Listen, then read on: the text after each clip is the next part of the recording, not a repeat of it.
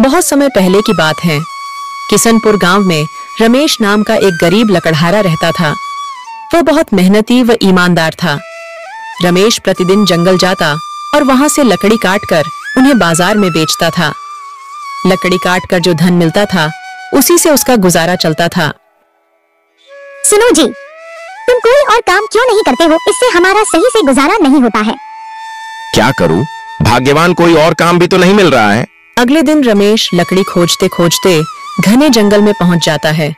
तभी उसे रास्ते में किसी की पुकारने की आवाज सुनाई देती है।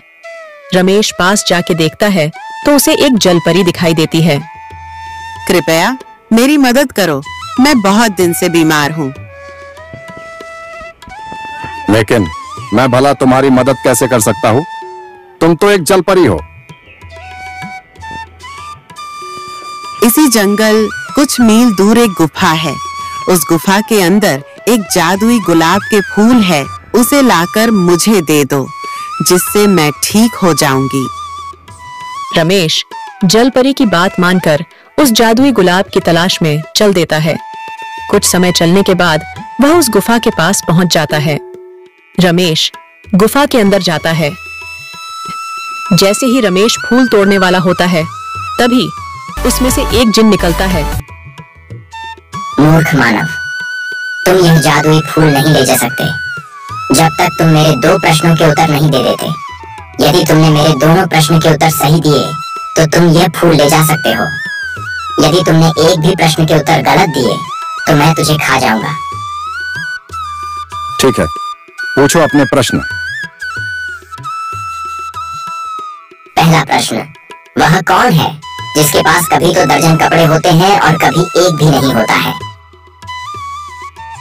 वॉशिंग मशीन है। कभी इसके पास ढेर कपड़े होते हैं और कभी एक भी नहीं होते। बिल्कुल सही उत्तर। दूसरा प्रश्न, वह क्या है जो है तो सोने की मगर सोने से भी सस्ती है? रमेश कुछ देर सोच में पड़ जाता है। इसका उत्तर चारपाई है। यह है तो सोने की मगर सोने से भी सस्ती है। तुमने मेरे सभी प्रश्नों के उत्तर सही दिए हैं। अब तुम यह फूल ले जा सकते हो। यह कहकर जिन वहां से चला जाता है।